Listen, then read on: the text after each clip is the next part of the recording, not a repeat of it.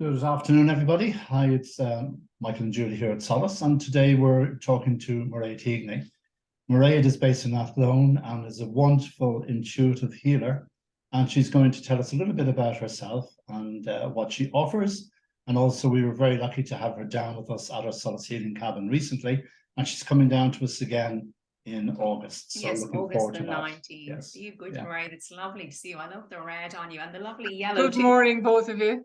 Great to see you. I have to say, I love that painting behind you. It's spectacular. Oh, thank Beautiful. you.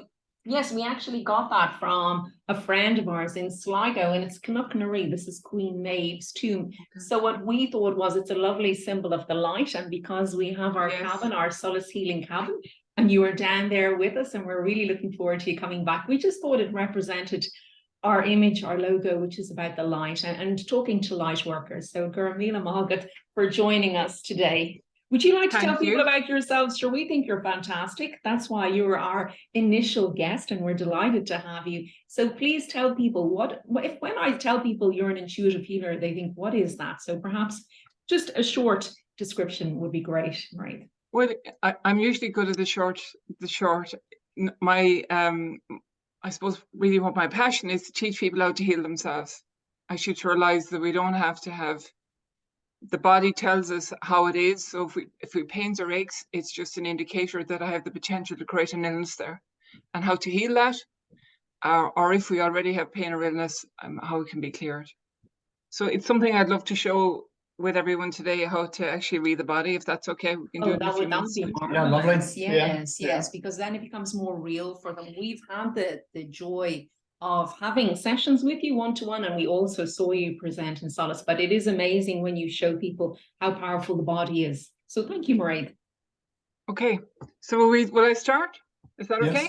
Please. So in essence, if we realize your body's never going to lie to you, so whatever the body is telling you, it's trying to get your attention. It won't write a letter, but it usually gives it pains, aches, or some form of discomfort. And if we can actually read it and what it means. So if we start by reading the body. So if you want to connect into your body, we can probably do this exercise. It takes a couple of minutes. So just connect into your body. So put your feet on the ground. So excuse me. So feel your feet. So what we're going to do is allow energy to run through your body, and where the flow of energy is when the body is healthy. Where there's no flow, there's usually a blockage. Or another indicator, somebody says, well, I can't feel anything. Then it's where the body is cold is usually where there's a blockage. And we look at what that means.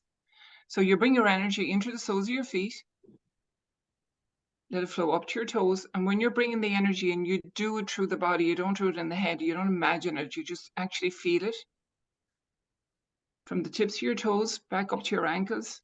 From your ankles to your knees to your thighs to your hips, up past your tummy and lower back. Move it up your abdomen, up past your lungs and your heart. Bring it up your spine. Bring it up to the tops of the shoulders and rest there. Go down to the tips of the fingers. Move it up the palms of your hands, past your wrists, elbows, up to your shoulders. Gather all your energy. Push it up your neck, up your face, and out the top of your head. Now, if you're doing this at home, I would suggest you do that a few times. So now we're going to come back into your body. So just connect your feet. Are they hot or cold? And usually if they're cold, that's when you're disconnected. Or do you have any pains or aches there? So the feet is how grounded we are in life. So if I don't feel anything in my feet, or if my feet are constantly cold, it's because I disconnect. So when you disconnect, it's like you're observing life as opposed to living in it. So we move up into the ankles. And again, if you don't feel anything, just so wheel your feet there and move the ankles around. So the ankles normally is an indicator of how stubborn we are. And of course, there's nobody stubborn on this call. It couldn't be. So we'll move up along the legs. And again, if you're not sure what you feel there, actually touch your legs and see how hot or cold are they. So the legs is my strength. The legs is what gets me where I want to go in life. Okay, so up to the knees. Now, only this year, I've been at this for a long time, but only this year, everybody I meet has an issue with their knees, and I don't know why that is. So knees is fear of moving forward. So obviously it's what's gone on in the ether, I suppose, for want of a better word. They were all kind of stuck in some way. If you're pains in your knees, you're just not sure what to do in life. So again, move up along the legs, come up to the thighs. Again, notice how hot or cold they are. If they're warm or natural temperature, then it's a healthier sign. If they're cold, then there's a blockage there. So when I get up to my hips is my strength. I don't know if you remember, well, certainly when I was a kid, if somebody elderly fell and broke their hip, it usually meant that they were going to be dead in a few months. It's not the case anymore. We have science and medicine has progressed. So the hips, just sit and feel how strong they are. So that your hips is your strength, how well you're able to cope with life. And then the lower back, notice how strong or weak it is. And again, it seems to be very common at the moment that the lower back is weak.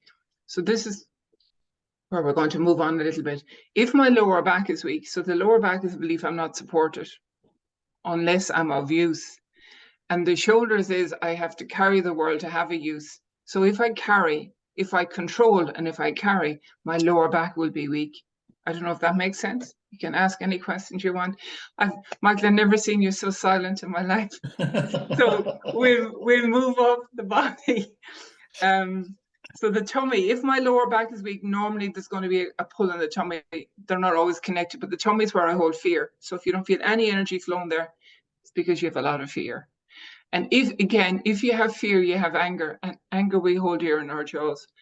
So how you want to know is how much anger you have. Move the jaws a bit. So the jaws and the teeth, that's all anger.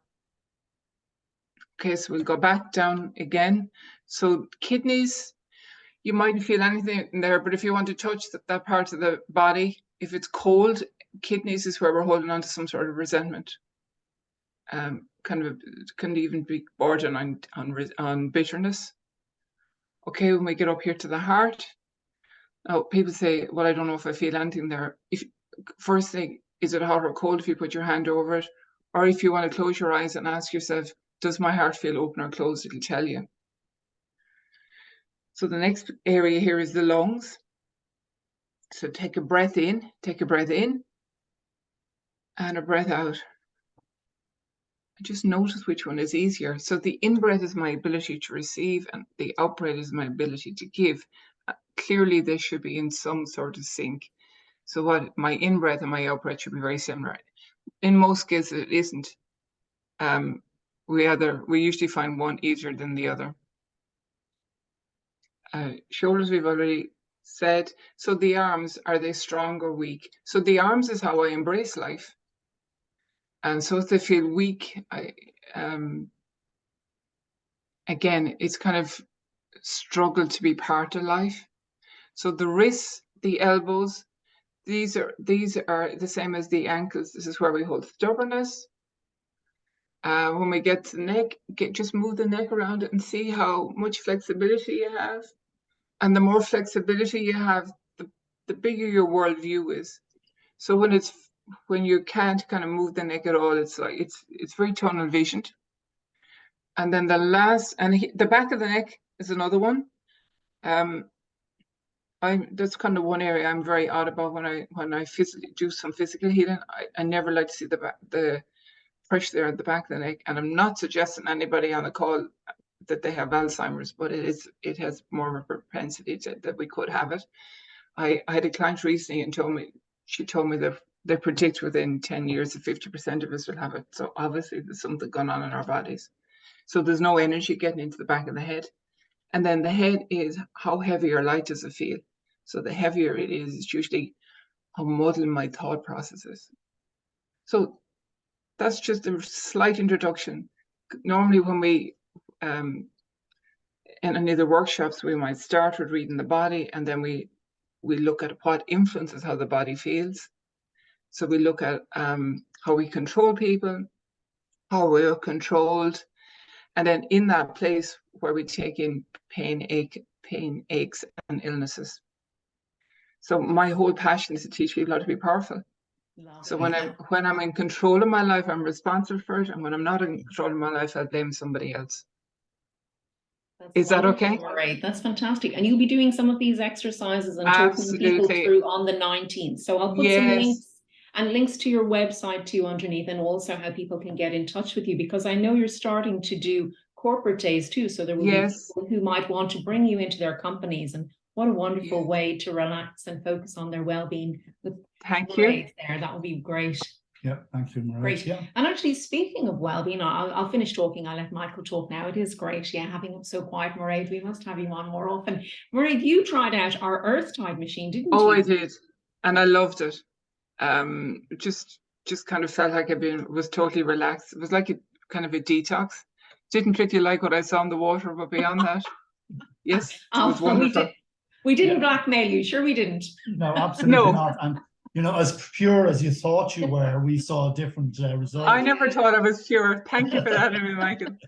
No, that's a different person. Okay, all right, yeah. That's great. Well, thank you, Mairéad. Thank you so much for your time. Michael, do you have any parting words? No, just looking forward to you visiting with us again on the 19th. And we enjoyed the interaction we have with you on an ongoing basis. Yes. And your friendship. Thank you very much. It's great, yeah. Yes. And I'm sure I'll be talking to you soon, Mairéad. Do you have anything? Thank you so much. Have a great day. Thank you. Thank you. I'm going to stop the recording now, okay?